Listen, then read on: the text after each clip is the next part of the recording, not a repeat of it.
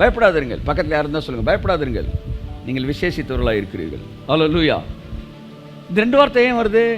எப்பெல்லாம் பயம் வருதோ சொல்லுங்கள், எப்பெல்லாம் பயம் வருதோ அப்பெல்லாம் உங்களுக்கு தெரியணும், நான் சாதாரண ஆள் இல்லடா, நான் விசேஷித்த.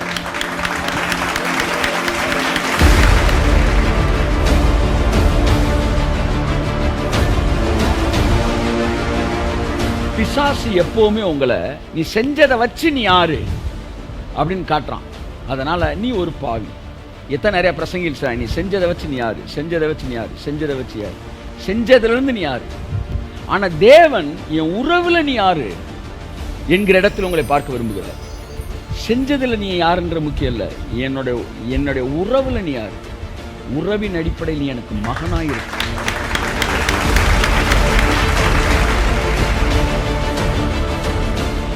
என் தலை முடியெல்லாம் நம்பர் போட்டு எண்ணி வச்சிருக்காருன்னா என் உறவுகளை எல்லாம் எண்ணி வச்சிருப்பாரா இல்லையா? என் குடும்பத்தை, என் பிள்ளை, என் மனைவியை, அம்மா அப்பா அத்தனை பேர் எண்ணிருப்பாரா இல்லையா? என்னுடைய சபையில் இருக்கிற என்னுடைய உடன் ஊழியர்கள், என் ஸ்டாஃப்ஸ் அவர் கவுண்ட் பண்ணிருப்பாரா இல்லையா? என் தலை முடி அவருக்கு முக்கியம்னா இவங்களா அவருக்கு முக்கியம் இல்லையா? என் கூட வேலை பார்க்குற ஸ்டாஃப்ஸ் முக்கியம் இல்லையா? என் மனைவி முக்கியம் இல்லையா? என் பிள்ளைகள் முக்கியம் இல்லையா? என் தகப்பன் தாய் முக்கியம் இல்லையா? என் உடன் பிறந்த சகோதரிகள் முக்கியம் இல்லையா? என் சபையில் வருகிற ஜனங்கள் அவருக்கு முக்கியம் இல்லையா? என் ஊழியத்துக்கு உதவி செய்கிறார்களே சப்போர்ட்டர்ஸ், அவர்கள் அவருக்கு முக்கியம் இல்லையா? என் தலைமுடி முக்கியம் என்றால் இவர்கள் அத்தனை பேரும் அவருக்கு முக்கியம் என்று நான் சொல்லுகிறேன். என் தலைமுடி எல்லாம் எண்ணப்பட்டிருக்கிறது என்றால் இவர்கள் எல்லோரும் எண்ணப்பட்டிருக்கிறார்கள். They are considered. நீ பரிசுத்தமானனால பிள்ளையாகல, நீ பிள்ளை ஆகி விசேஷமானவன் ஆனனால இப்ப பரிசுத்தமாயிட்டு இருக்கிற.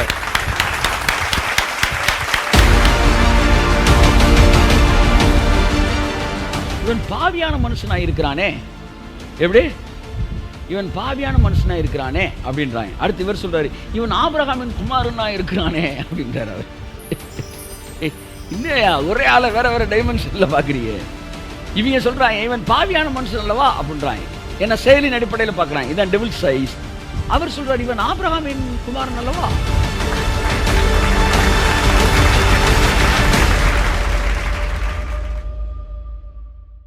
பிரைஸ் காட், ஹல்லேலூயா. இயேசு கிறிஸ்துவின் நாமத்தினாலே தேவனுடைய வார்த்தையை கேட்பதற்காக கூடி வந்திருக்கிற உங்கள் ஒவ்வொருவரையும் நான் ஆசீர்வதிக்கிறேன். நீங்கள் வெவ்வேறு இடங்களில் இருந்தாலும் தொடர்ந்து கர்த்தருடைய வார்த்தை உங்கள் வீடுகளுக்குள்ளாய் கடந்து வந்து உங்கள் வாழ்க்கையிலே பெரிய மாற்றத்தை அது ஏற்படுத்தி கொண்டிருக்கிறதற்காக நான் கர்த்தருக்கு நன்றி சொல்லுகிறேன். அவன் இருதயத்தின் நினைவு எப்படியோ அப்படியே அவனும் இருக்கிறான் என்று வேதம் சொல்லுகிறது. ஆகவே நம்முடைய இருதயத்திலே நம்மை குறித்த குறைவான மதிப்பீடுகளை பிசாசானவன் கொடுத்து நம்முடைய வாழ்க்கையும் குறைவான ஸ்தலத்திலே வைப்பதற்கு பிசாசு விரும்புகிறான். ஆனால் தேவனோ நம்முடைய இருதயத்திலே நம்முடைய உண்மையான மதிப்பீடுகளை கொடுத்து ஒரு உண்மையான இடத்திலே நம்மை கொண்டு வந்து நிறுத்த தேவன் தம்முடைய வார்த்தையின் மூலம் நம்முடைய மனதை புதிதாக்கி கொண்டிருக்கிறார். கரங்களை தட்டி கர்த்தருக்கு நன்றி சொல்லுவோமான. என் அன்புக்குரியவர்களே, ஆகவே இந்த அருமையான வேளையிலே கர்த்தர் உங்களை நிறைவாய் ஆசீர்வதிக்கும்படிக்கு நான் கர்த்தரிடத்திலே வேண்டிக் கொள்கிறேன். நான் அதை விரும்புகிறேன். கர்த்தர் உங்கள் வாழ்க்கையிலே பெரிய காரியங்களை செய்வாராக. இந்த நாளிலும் கூட தேவன் நம்ம இந்த உலகத்துக்கு ஆசீர்வாதமாய் வைப்பாராக. கண்களை மூடி நாம் ஜெபிப்போம். கர்த்தர் நம்மை ஆசீர்வதிப்பார். Hallelujah. Oh thank you lord. நீ செய்த நன்மைகள் நினைத்து பார்க்கிறேன், ஒவ்வொன்றும் ஒரு விதம் ருசித்து மகிழ்கிறேன். எல்லாரும் கண்களை மூடி எவ்வளோ எதிர்மறையான சூழ்நிலையிலும் கர்த்தர் செய்த நன்மைகள் ஏராளம். கர்த்தர் நம்மை பாதுகாத்து வந்தார். அது எல்லாத்துக்கும் நன்றி சொல்லுவோம். இவைகளிலும் மேலானவைகளை நாம் காண்போம். ஆமென். ஹல்லேலூயா, ஹல்லேலூயா, ஹல்லேலூயா. நீ செய்த நன்மைகள் நினைத்து பார்க்கிறேன், ஒவ்வொன்றும் ஒரு விதம் ருசித்து மகிழ்கிறேன். நீ செய்த நன்மைகள் நினைத்து பார்க்கிறேன், ஒவ்வொன்றும் ஒரு விதம் ருசித்து மகிழ்கிறேன். எல்லாம் மறக்கணும், உம்மையே நினைக்கணும். எல்லாம் மறக்கணும், உம்மையே நினைக்கணும். உம் சித்தம் செய்யணும், இன்னும் உம்மை நெருங்கணும். உம் சித்தம் செய்யணும், இன்னும்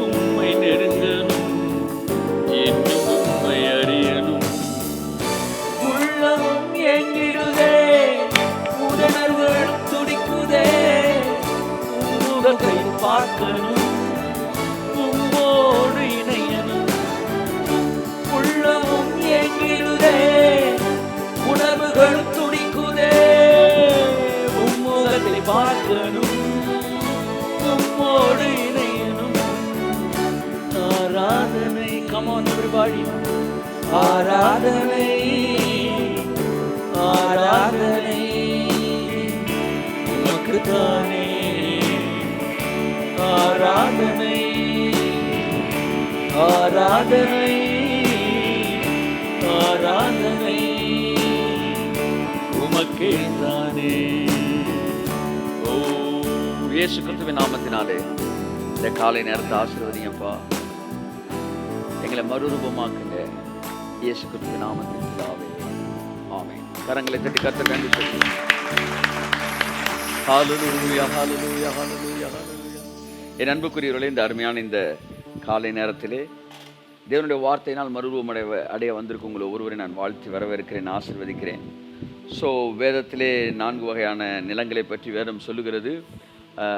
என் அன்புக்குரியவர்களே, வழி அருகே விதைக்கப்பட்ட நிலம், கற்பாறை உள்ள நிலம், முட்கள் அடர்ந்த நிலம், நல்ல நிலம் என்று 4 நிலத்தை வேதம் சொல்லுகிறது. அப்போ வழி அருகே விதைக்கப்பட்ட நிலம் என்பது அந்த வசனத்தை கூட வந்து உள்வாங்கவே இல்லை. அது ஏற்கனவே இறுகி இருந்துச்சு. அப்படின்னா ப்ரீடெஸ்டைன்டு மைண்ட் செட். அதாவது இவற்றெல்லாம் கடவுள் பேச மாட்டார், அவர்கிட்ட பேசுவார். அதாவது இவன் முன்னாடியே இறுகிறான், எப்படி முன்னாடியே செட் பண்ணிடுறான். இவர் கொஞ்சம் கலராக சட்டையெல்லாம் போடுறாரு, இவர் கலராக பேண்ட்டு போடுறாரு, இவர்கிட்ட பேச மாட்டார்.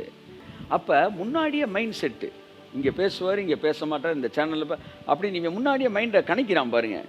அவன்கிட்டலாம் எவ்வளோ விலையேறப்பட்ட சத்தியம்னாலும் உள்ள போகாதான். அந்த குரூப் வந்து அப்படியே ஃபஸ்ட்டு, அதாவது டக் அவுட் ஆயிடுறாங்க. போய் பேட்டை பிடிக்கிறதுக்குள்ளே ஸ்டெம்பை காணாமல் போயிடுது, அப்படி போயிடுது. அடுத்து ஒரு குரூப் இருக்குது. தட் குரூப் வந்து யாருன்னா வந்து கற்பாறை உள்ள நிலம், அதாவது எமோஷ்னலி இன்பேலன்ஸ். டக்குன்னு வாங்கினோன்னா பாக்கான்னு அப்படியே துடிக்கிறது. அடுத்து திடீர்னு பார்த்தா ஆளை காணோம், கேட்ட வார்த்தை மறந்துடுது. திரும்ப பார்த்தா இன்னொரு சர்ச்சிலேருந்து காக்கா, அங்கேருந்து இன்னொரு இடத்துல it is keep on in rounding. ஏன்னா மேல் டாப்பில் நல்ல மண் அப்படியே சர்ன்னு உள்ளே போகும். உள்ளே போனால் ஒரு கல் இருக்கும். ஸோ நான் அடிக்கடி சொல்லுவேன், சில நேரம் விசுவாசமும் எமோஷன்ஸும் ஒரே மாதிரியே இருக்கும். நிறைய பேர் எமோஷனல் பீப்புள் தோற்று போகிறத பார்த்து விசுவாசிகள் ஏன் தோற்று போனாங்கன்னு நினைப்பாங்க. விசுவாசிகள் இல்லை, தே ஆர் எமோஷ்னலி இன்பேலன்ஸ்ட். ஏன்னா நல்ல நிலத்தை பற்றி பேசும்போது நன்மையும் பொறுமையுமான நிலத்தில் அப்படின்னு ஒரு வார்த்தை வருது. அப்போ ஃபெய்த் எப்போவுமே ஒரு பேஷன்ஸோடு இணைஞ்சிருக்கும். ஆனால் இந்த ஃபெய்த்தில் வந்து பேஷன்ஸ் இருக்காது. அதாவது பொறுமை இல்லாத விசுவாசம். அதுதான் வெளியில் புதுன்னு இருக்கும், மண் உள்ள கற்பாறை இருக்கும். அதை ரிஜெக்ட் பண்ணி விட்டுரும். அந்த குறிப்பிட்ட டைமுக்குள்ளே அவனுக்கு நடக்கலாம் தூக்கி விட்டுருவான். அந்த வேர் வந்து முட்டி திரும்பிடும். அவன் டைம் வச்சுருப்பான், டக்குன்னு அது கீழே வந்து அவன் வச்சுருப்பான். இதுக்குள்ளே நடந்தால் வச்சுக்குவோம், இல்லாட்டி எனக்குள்ளே கற்பாறையை வச்சுருப்பான். அந்த டைமுக்குள்ளே நடக்கலாம்னு டப்புன்னு திருப்பி விட்டுரும், அது வாடிடும். ஆனால் நல்ல நிலம் வந்து கீழே பாறையே இருக்காது. எவ்வளோ தூரம் போனாலும் போட்டுமையா, என்னைக்குனாலும் கர்த்தர் செய்வாரியா. அதான் நல்ல நிலம். இது இடையில ஒரு நிலம் இருக்குது, 3வது நிலம். அது வந்து முள் இருக்கிற நிலம். இதில் வந்து செடியும் நல்லா வளருது, முள்ளும் நல்லா வளருது. That's another thing. அப்போ இந்த முள் கவலை எல்லாம் சேர்ந்து இந்த வசனத்தை நெருக்கிது. நான் அடிக்கடி சொல்லுவேன், நல்ல வசனங்கள், நல்ல வார்த்தைகள் இது வளரும்போது தேவையில்லாத தீமையான காரியங்களை வளருவதற்கு நீ இடம் கொடுக்காதீங்க. அதுக்கு தண்ணி ஊற்றாங்க. தண்ணி ஊற்றும்போது 2க்கு சேர்த்தே ஊற்றுறது. கடைசியில் அது வளர்ந்து இதை நெருக்கணும். 2 டச் இருந்துக்கிட்டு இருந்தாலே ஏதாச்சும் ஒன்று டாமினேட் பண்ணிடும் லைஃப்பில். நான் பார்த்துட்டேன், யூதாஸ் பாருங்க, 2 டச் இருந்துச்சு. பரிசேயர் கூட டச் இருந்துச்சு, இயேசுநாதர் கூட டச் இருந்துச்சு. டக்குன்னு ஒன்று ஒரு செகண்டில் டாமினேட் பண்ணிடு. என்றைக்கோ ஒரு நாள் ஒன்று டாமினேட் பண்ணும். ஏன்னா 2 எஜமானுக்கு ஒரு ஊழியம் செய்யவே முடியாது. 2 இன்ஃபர்மேஷனையும் கேட்டுக்கிட்டே இருந்தீங்கன்னா ஒன்று இன்னொன்று சோக் பண்ணி ஒன்று இன்னொன்று ஸ்வாலோ பண்ணிடும். அதனால தான் கர்த்தர் சொன்னார், நீங்கள் தேவையில்லாத கேட்கக்கூடாது, தேவையானதை கேளுங்கள் என்று சொன்னார். ஸோ இந்த உலக இன்ஃபர்மேஷனை கேட்டுட்டு நீங்கள் பைபிளையும் கேட்கும்போது, காலையில் கர்த்தர் என்ற சொன்னார், நாலேஜ் பின்னாடி இந்த உலகம் போயிட்டுருக்கு. ஒருவேளை இந்த உலகம் அறிவை அறிந்து கொள்ள வேண்டும் என்று சொன்னால், சிலுவையிலே நான் அவர்களுக்காய் மரித்தேனே அந்த இன்சிடென்ட், அந்த அறிவை அறிஞ்சுக்கிற சொல்லு. அது கண்ணில் பார்த்த ஒரு இன்சிடென்ட் தானே, அதை அறிந்து கொள்ள சொல். அறிந்து கொள்ள வேண்டும் என்றால் சிலுவையில் நான் அறையப்பட்டதை அறிந்து கொள்ள சொல். அறிவில் தானே நடத்தப்படுவேன் என்று சொல்வார்கள். ஆனால் நான் அறையப்பட்டேன் என்கிற அறிவை அறிந்து கொள்ள சொல், அந்த அறிவில் நடத்தப்பட சொல் அப்படின்னாரு. ஸ்பிரிட்டில் நடத்தப்பட முடியாது, நாலேஜால் நடத்தப்படும்னா 2000 வருஷத்துக்கு நான் வந்தேன்ல, மனசுனா வந்தேனா இல்லையா, உலகமே அதை ஒத்துக்கிருச்சுல, கிமுன்னு பிரிச்சிருக்குல, so historically it is evident இருக்குல்ல, ரைட், எவிடன்ஸ் இருக்குல்ல, ரைட், அப்போ நான் வந்தேன்ல, செத்தேன்ல, நான் பாவம் இல்லைன்றது கன்ஃபார்ம் தானே, அப்போ எந்த பாவத்துக்காக மறித்தேன். ஸோ நாலேஜ் எல்லாம் வளரணும்னா அந்த நாலேஜில் வா, அந்த சத்தியத்தை அறியுங்கள், சத்தியம் உங்களை விடுதலையாக்கும்னாரு. ஸோ 3வது அன்னெசரி நாலேஜ். 2வது எமோஷனல் இன்பேலன்ஸ். ஃபஸ்ட்டு வந்து ப்ரீடெஸ்டைன் மைண்டு. இது எல்லாம் இப்போ இதோ போதும்னு நினைக்கிற மெசேஜ், இப்படியே நீங்கள் வீட்டுக்கு போயிடலாம். ஆவியானவர் கொடுத்த 4 பாயிண்ட்டுக்கே ஒரு அழகாக சின்ன புக்கு எழுதிடலாம். முதலாவது ப்ரீடெஸ்டைன் மைண்ட். இங்கே பேசுவார், இங்கே பேச மாட்டான், என்னைக்கு ஒருத்தர் நினைக்கிறானோ அன்னைக்கே அவன் பெருமையில் அழிஞ்சான்னு அர்த்தம். இங்கே பேச மாட்டான்னு சொல்கிற அளவுக்கு நீ மிகப்பெரிய ஞானியா, அதனால் உனக்கு எந்த சத்தியமே கிடைக்காது, போயிரு அப்படின்னு அனுப்பிடுறாரு தேவன். 2வது group emotional imbalanced. They will have time set. அது பண்ணால் பார்ப்போம் இல்லாட்டி அப்படின்னு. பொறுமை கிடையாது, பொறுமை இல்லாத ஒரு கிறிஸ்தவ வாழ்க்கை. 3வது உலக அறிவும் தேவை, எனக்கு இதுவும் தேவை, எல்லாம் காதில் விழுவணும், இதுவும் காதில் விழுவும் போது ஒன்று நெருக்கி ஒரு நாள் இட் சோக் அப்படின்னு கழுத்தை நெரிச்சு தான், கழுத்தை நெரிச்சு கொன்றுது வசனத்தை. அந்த தொண்டையை பிடித்துன்னு பைபிள் எழுது பார்த்தீங்களா, அந்த மாதிரி வசனத்தோட கழுத்தை நெரிச்சிடும், அதுவும் போயிடும். ஸோ என்னால் அடக்க முடியாமல் நான் கேட்டுக்கிட்டு இருக்கிறேன் நியூஸ்னா, ஜோம் பண்ணணும், நான் சிகரெட் குடிக்கிறதுல, தண்ணி அடிக்கிறதுல, நான் வந்து பாவத்தில் வந்து அடிமையாக இருந்தால் நான் எப்படி வெளியே வரணும் அப்படின்னு நீ ஜெபிப்பியோ அப்படி நீ ஜெபிக்கணும். ஆண்டவரே, இந்த unnecessary itching of my ear அரிக்குது காது, அந்த அந்த கேவலமான மனநிலையிலிருந்து விடுதலையாக்க ஆண்டவரே. I have to come out of this thing. அது ஒரு பாவம், அதிலிருந்து விடுதலை பெற வேண்டும். இல்லாவிட்டால் இந்த வசனத்தை ஒரு நாள் அதை அழித்து போடும் என்று சொன்னார். 4வது நல்ல நிலம். கைத்தட்டுங்க ஒரு காமே. இந்த நல்ல நிலத்தை விழுந்த விதை வந்து 100 மடங்காக பலன் தருது. அப்போ விதை எல்லாருக்கும் தான் விதைக்கப்படுது, சிலருக்கு மட்டும் பலன் தருது. கை தட்டுங்க ஒரு காமே. ஹல்லேலூயா. 200 பேர் 500 பேர் சர்ச்சில் இருக்காங்க சார், 500 பேருக்கு வசனத்தை சொல்கிறோம் சார், ஆனால் 500 பேர் வாழ்க்கையிலையும் என்ன இல்லை, பலன் இல்லை சார். ஏன் சார் பலன் இல்லைன்னா, நீங்கள் நிலத்தை அதை வச்சே கண்டுபிடிக்கலாம் சார். இந்த நிலம் நல்ல நிலம் சரியில்லை. விதை ஒரே விதை தான் சார், விதைக்கிறோன்னு ஒருத்தன் தான் சார், ஆனால் ரிசல்ட் மட்டும் மாறுது சார். ஏன்னா நிலம் வேறு மாதிரி இருக்குது சார். சில உட்காந்துக்கிட்டே இருக்கான் சார், ஆனால் இவர்கிட்ட பேச மாட்டார், மைண்ட் செட்லேயே உட்காந்துருக்கான் சார், அவன்கிட்ட போகாது சார். சார் இன்னொருத்தன் வந்து பார்ப்போம் அப்படின்னு பொறுமையே இல்லாமல் ஒரு விசுவாசத்தை ஆப்ரேட் பண்ணிகிட்டு இருக்கான் சார். இன்னொருத்தன் வந்து உலக அறிவோடு கூட உட்காந்துருக்கான் சார். எல்லாத்தையோட இன்னொருத்தன் சின்ன பிள்ளை மாதிரி உட்காந்துருக்கான் சார். கை தட்டுங்க ஒரு ஆமே. ஸோ நீங்கள் ஒரு நல்ல நிலமாக இருக்கும்படிக்கு நான் விரும்புகிறேன். கர்த்தர் தாமே உங்களை ஆசீர்வதிப்பாராக. ஸோ நல்ல நிலத்தில் விதைக்கப்பட்ட விதைகள், விழுந்த விதைகள் 100 மடங்கு பலன் கொடுத்தது. கர்த்தர் தாமே நம்மை ஆசீர்வதிப்பாராக. ஒரு தேவனுடைய வார்த்தையை நான் சுருக்கமாக உங்களுக்கு சொல்லி நான் கடந்து செல்ல விரும்புகிறேன். லூக்கா 12ஆம் அதிகாரம் 12, 6, 7, 8. 6, 7 போதும். 2 காசுக்கு 5 அடைக்கலான் குருவிகள் விற்கிறார்கள் அல்லவா, அவைகளில் ஒன்றாகிலும் தேவனால் மறக்கப்படுவது இல்லை. உங்கள் தலையில் உள்ள மயிரெல்லாம் எண்ணப்பட்டிருக்கிறது, ஆகையால் பயப்படாதிருங்கள்.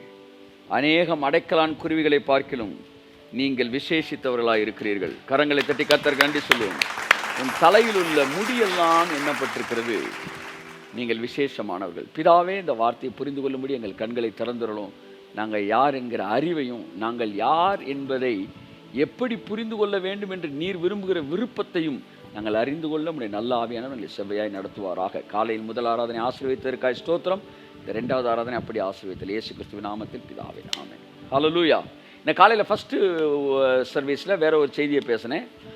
அதாவது this generation is the responsible அப்படின்னு இயேசு கிறிஸ்து பேசினார். அதாவது லூக்கா 11 அதிகாரத்தில் this generation will be held responsible for it all. அதான் இங்கே இந்த சந்ததியில் இந்த காலத்தில் நடக்கிற எல்லாத்துக்கும் இந்த சந்ததி தாண்டா காரணம் அப்படின்ற இயேசு சொன்னார்.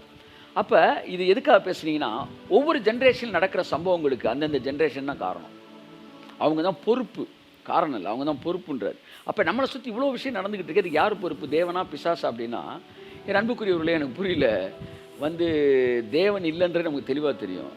பிசாசு காரணமா அப்படின்னா பிசாசு காரணம், ஆனால் பிசாசு பொறுப்பு அல்ல. பொறுப்பு யார்? நம்ம தான் பொறுப்பு. பாம்பு கொத்த தான் செய்யும், நமக்கு தெரியும். ஆனால் நீங்கள் அதுக்காண்டி பாம்பு வச்சுருக்கக்கூடிய கொண்டு வந்து வீட்டில் திறந்து வச்சிங்கன்னா அதுக்கு யார் பொறுப்பு? நீங்கள் தான் பொறுப்பு. அப்போ என் அன்புக்குரியவர்களே, அவைகள் துரத்தப்பட வேண்டும், அவைகள் அழிக்கப்பட வேண்டும். அதுக்கு தான் நம்ம பொறுப்பு கொடுத்துருக்கிறாரு. ஸோ முதலாவது ரெஸ்பான்சிபிலிட்டி அப்படின்றத இன்றைக்கி நடக்கிற ஒவ்வொரு மரணத்துக்கும் கர்த்தர் அந்தந்த ஜென்ரேஷன்லாம் கேட்பார். பல விஷயங்களை பேசியிருக்கிறேன் நான். அப்போ சபையானது அந்த பொறுப்பை உணரணும். அந்த பொறுப்பை புரிந்து கொள்ளாமல் அவங்கள டைவெர்ட் பண்ணுறது யார்? டீச்சர்ஸு. பிரசங்கம் பண்ணுறவன் நம்ம பொறுப்பு இல்லைப்பா, இது கடைசி நாளத்தில் எல்லாம் நடக்கிறதாம்பா, எல்லாம் உட்காந்து சொல்லி கடைசியாக நடக்கிறது என்று சொல்லி மக்களை மழுங்கடித்தார்கள். ஆனால் சோம்பேறியோட வயல் எப்படி ஆனால் பூமியை யாருடைய பொறுப்பில் கர்த்தர் கொடுத்தாரு என்பதெல்லாம் நிறையா பேசியிருக்கோம். அதனால கர்த்தர் சொல்கிறாரு, நீங்கள் தான்டா பொறுப்பு. உங்களை இப்படி பொறுப்பை உணராமல் வச்ச உங்கள் தலைவர்கள் இருக்காங்கல்ல, அந்த ப்ரீச்சர்ஸ், அவங்களுக்கு இருக்குடா அப்படின்னாரு. 2 அடுத்தடுத்த வசனம். அப்போ ஒவ்வொரு ஜென்ரேஷனும் அந்த ஜென்ரேஷனை சொர்க்கமாக மாற்றுறதும் நரகமாக மாற்றுறதும் அந்த காலகட்டத்தில் வாழ்கிற தேவனுடைய பிள்ளைகளை கொண்டே இருக்கிறது. ஸோ அப்போ அவங்க தான் பொறுப்புனா அவங்க என்ன தான் சார் செய்ய முடியும்னா, நீங்கள் தனியாக அவங்கள விடலை, உங்களுக்கு பெராக்லிட்டோஸ் என்கிற ஹெல்ப்பரை கொடுத்துருக்காரு, பரிசுத்தாவின் உதவியாளர் கொடுத்துருக்காரு. அவர் உங்கள் கூட இருந்து உங்கள் ரெஸ்பான்சிபிலிட்டியை அழகாக செஞ்சு முடிச்சு இந்த பூமியை மாற்றுறதுக்கு உங்களுக்கு உதவி செய்வார். அவர் எவ்வளோ பயன்படுத்திக்கணுமோ அவ்வளோ பயன்படுத்திக் கொள்ள முடியும். அவர் உங்களுக்காக காத்திருக்கிறார். 1 எதை செஞ்சாரோ பிதா அதை உங்களுக்கு செய்கிறதுக்கு தயாராக இருக்கிறார். சரி, எல்லாத்தையும் அதில் பேசியிருக்கேன், நீங்கள் வாசிங்க. கர்த்தர் உங்களை ஆசிரியப்பார். மறுபடியும் இந்த லூக்கா 12 அதிகாரம் 6, 7 வாசிக்கிறேன். 2 காசுக்கு 5 அடைக்கலான் குருவிகள் விற்கிறார்கள் அல்லவா, அவைகள் ஒன்றாகிலும் தேவனால் மறக்கப்படுவது இல்லை. மத்தேயு, மார்க்கு, லூக்கா, யோவான் 4 இதில் 2 இடத்துல இந்த வசனம் சொல்லப்படுது. 2 காசுக்கு 5 அடைக்கலான் குருவி. ஏற்கனவே நான் சொல்லியிருக்கிறேன், 1 காசுக்கு 2 அடைக்கலான் குருவி அப்படின்னு இன்னொரு இடத்துல ஒருத்தர் சொல்கிறார். இவங்க பொய் சொல்கிறாங்களா இல்லை இவங்க 2 பேர் வேறு வேறு கடையில் விசாரித்தாங்களா அப்படின்னு நீங்கள் குழம்ப வேண்டியதில்லை. அங்கே 1 காசுக்கு 2 அடைக்கலான் குருவி தான் விற்றுருக்குறாங்க. அப்படின்னா 2 காசுக்கு 4 அடைக்கலான் குருவி தான் வரும். ஆனால் 2 காசுக்கு 5 அடைக்கலான் குருவின்னு வருது. அப்படின்னா என்ன அர்த்தம் அப்படின்னா, நீங்கள் 2 ஜோடி வாங்கினாலே 1 ஃப்ரீ அப்படின்ற அளவுக்கு ரொம்ப சீப்பான விஷயம் இந்த அடைக்கலான் குருவி. இந்த அடைக்கலான் குருவி விற்கிறாங்க இல்லையா, அதில் 1 கூட தேவனால் மறக்கப்படுவதில்லை. கைத்தட்டுங்க ஒருவருக்கு. ஆமென், ஹல்லேலூயா. அடைக்கலான் குருவியே தேவனால் மறக்கப்படுவது இல்லை. அந்த மைண்ட் செட்டுக்கு வாங்க. நீங்கள் அந்த அறிவை புரிஞ்சுக்காங்க. அடைக்கலான் குருவிகளில் 1 கூட தேவனால் மறக்கப்படுவதில்லை. அவர் கவுண்டிங் வச்சிருப்பாராம். எங்கேயா அதை காணோம், மொத்தம் இத்தனை 234 தானே இருந்துச்சு, ஒன்று காணுமே, அவன் எங்கே? அது சைடில் இந்த லைட்டாக இந்த சைடு இந்த கலர் வருமே அப்படின்ற அளவுக்கு ஞாபகத்தில் வச்சுருப்பாராம். அப்படி அடைக்கலான் குருவியே மறக்கப்படுவதில்லைன்னா நீயும் நான் எப்படி மறக்கப்படுவோம் என்பதை சபை இந்த நாளில் புரிந்து கொள்ள வேண்டும். உலகம் முழுவதும் ஒன்று நடக்குன்றக்கா எனக்கு நடக்கும் என்று அர்த்தம் அல்ல. அடைக்கலான் குருவிகளில் 1 கூட தேவனால் மறக்கப்படுவதில்லை. நான் வாசிக்க விரும்புகிறேன் தொடர்ந்து. உங்கள் தலையில் உள்ள மயிரெல்லாம் எண்ணப்பட்டிருக்கிறது, ஆகையால் பயப்படாதிருங்கள். அநேகம் அடைக்கலான் குருவியை பார்க்கிலும் நீங்கள் விசேஷித்தவர்களாய் இருக்கிறீர்கள். கரங்களை தட்டி கர்த்தருக்கு நன்றி சொல்லுங்கள். நீர் செய்த நன்மைகள் நினைத்து பார்க்கிறேன், ஒவ்வொன்றும் ஒரு விதம் ருசித்து மகிழ்கிறேன். 2 வார்த்தை சொல்றாரு. பயப்படாதிருங்கள், நீங்கள் விசேஷித்தவர்களாய் இருக்கிறீர்கள். எல்லாம் சொல்லுங்க. பயப்படாதிருங்கள், விசேஷித்தவர்களாய் இருக்கிறீர்கள். திரும்ப சொல்லுங்க. பயப்படாதிருங்கள், விசேஷித்தவர்களாய் இருக்கிறீர்கள். சொல்லுங்க. பயப்படாதிருங்கள். 12ஆம் அதிகாரத்தில் எந்த வசனம் சொல்லுது? 7 சொல்லுது. பயப்படாதிருங்கள், நீங்கள் விசேஷித்தவர்களாய் இருக்கிறீர்கள். இன்னொரு தடவை சொல்லுங்க. பயப்படாதிருங்கள். பக்கத்தில் யாரும் தான் சொல்லுங்க. பயப்படாதிருங்கள், நீங்கள் விசேஷித்தவர்களாய் இருக்கிறீர்கள். ஹல்லேலூயா. இந்த 2 வார்த்தை ஏன் வருது? எப்பெல்லாம் பயம் வருதோ சொல்லுங்க, எப்பெல்லாம் பயம் வருதோ அப்பெல்லாம் உங்களுக்கு தெரியணும், நான் சாதாரண ஆள் இல்லடா, நான் விசேஷித்தவன். ஆமென், பிரைஸ் தி லார்ட், ஹல்லேலூயா. பயத்துக்கு சரியான மருந்து, நான் எல்லோரையும் போல அழிக்கப்படுவதற்கு நான் வேலி இல்லாத தோட்டம் அல்ல, நான் விசேஷமானவன் தேவனுடைய பார்வையில். ரேபா கபாலதுரமன மதியங்கரபரபா. சபையானது என்றைக்கு தன்னை விசேஷம் உள்ளவன் என்று புரிந்து கொள்ளுகிறதோ, என்றைக்கு நீ உன்னை கடவுளுடைய பார்வையில் விசேஷமானவன் என்பதை புரிந்து கொள்ளுகிறாயோ, அன்றைக்குத்தான் உனக்குள் இருக்கிற பயம் உன்னை விட்டு விலக ஆரம்பிக்கும். ஆமென், ஆமென், ஆமென், ஆமென், ஆமென். அப்ப பயத்துக்கு சரியான மருந்து என்ன சொல்றாரு? உன்னை நீ புரிஞ்சுக்க, உன் தலையில் இருக்கிற முடியெல்லாம் நான் என்ன இருக்கிறேன், நீ என்னுடைய பார்வைக்கு விசேஷமானவன். அப்ப சபை மட்டும் நான் கடவுளுடைய பார்வையில் எவ்வளவு விசேஷமானவன் என்பதை பற்றி புரிஞ்சு கொண்டே இருந்திருந்தா அதை பற்றி நிறைய அறிஞ்சிருந்தா சபைக்கு பயம்னு ஒன்றே வந்திருக்காது. கொள்ளை நோயை பற்றி பயம் வராது, வியாதியை பற்றி பயம் வராது. அடிக்கடி நான் ஜெபம் பண்ணி யோசிப்பேன், ஆண்டவரே வியாதியில் கூட மனுஷன் இறந்துடலாம், கொள்ளை நோயில் இறக்குறது ரெண்டுமே வியாதி தானே சார். அதில் என்ன இருந்தால் சார், இதில் இருந்தால் என்ன சார்? நான் சொல்கிறேன், வியாதியை நீங்கள் ரெசிஸ்ட் பண்ணுறது கூட ஈஸி, பக்கத்தில் 4 பேர் கவனிக்கிறதுக்கு இருப்பாங்க. ஆனால் கொள்ளை நோய் அப்போ நம்மளை கவனிக்க கூட ஆள் இருக்க மாட்டாங்க. ரொம்ப கடினமான ஒரு விஷயம் தான் உண்மைக்கு. That is not that much easy. நான் ஈஸின்னு சொல்ல வரல, கஷ்டமானது தான். ஆனால் நான் என்ன விரும்புவேன்னா, நான் என்ன விரும்புவேன்னா, வியாதியில் கூட ஒருத்தர் செத்துறட்டும், ஆனால் கொள்ளை நோயில் சாகக்கூடாது ஆண்டவரே. அது என்னப்பா, ரெண்டுமே வியாதி தானப்பான்னா, அந்த வியாதி கூட உனக்குன்னு தனியாக வருது, உனக்கு ஒரு மரியாதை இருக்குது, உனக்குன்னு வந்து உன்னை தூக்கிட்டு போகுது. ஆனால் கொள்ளை நோய் வந்து என் மேலே மரியாதையே இல்லாமல் எத்தனையோ பேரை தூக்கிட்டு போகும்போது என்னையும் சேர்த்து தூக்கிட்டு போனா, அப்போ நான் உங்கள் பார்வைக்கு என்ன ஆண்டவரே? நான் உங்கள் பார்வைக்கு விசேஷமே இல்லையா? என்னுடைய மரணம் உடைய பார்வைக்கு விசேஷமானதுன்னு இருக்கே. 1000களில் ஒன்றாய் அழிந்து போவதற்காகவா என்னை படைத்தீர் என்கிற கேள்வி எனக்கு ரொம்ப, நான் ஜெபம் பண்ணுவேன் ஆண்டவர்கிட்ட. ஆண்டவரே, வாட் இஸ் இட்? எங்கள் பிள்ளைங்க இப்படி ஆகக்கூடாது ஆண்டவரே. என் அன்புக்குரியவர்களே, எப்பொழுதெல்லாம் சபைக்குள் பயம் வருகிறதோ அப்பொழுதெல்லாம் சபை ஒன்றை புரிந்து கொள்ள வேண்டும், நான் தேவனுடைய பார்வையில் விசேஷமானவன். கரங்களை தட்டி கர்த்தருக்கு நன்றி சொல்லு. நான் சாதாரணமானவன் அல்ல, விசேஷமானவன். ஆவியானவர் ஒன்னே ஒன்று சொன்னாரு, பிதா எப்பவுமே நீங்க விசேஷமானவர்கள் என்றுதான் உங்களை உணர வைக்க விரும்புகிறார். ஒரு எச்சரிப்பின் வசனமாய் நான் எதிரிகளுக்கும் சொல்ல விரும்புகிறேன், உங்களுக்கு நான் ஆசீர்வாதமாய் சொல்ல விரும்புகிறேன். தேவன் எப்பொழுதும் நீங்கள் விசேஷமானவர்கள் என்றுதான் உங்களை உணர வைக்க விரும்புகிறார்.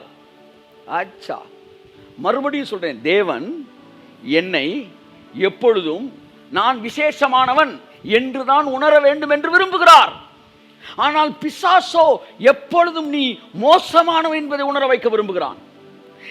நீ அப்படி ஒன்றும் தேவனுடைய பார்வையில் விசேஷமானவன் இல்லையா அப்படின்னு ஒன்று உணர வைக்க அவன் ட்ரை பண்றான். இந்த ஒரு விஷயம் தான் என்ன பெரிய ஷாக் ஆக்குச்சு. நீங்க விசேஷமானவர்கள் சொன்னது யாரு? இயேசு.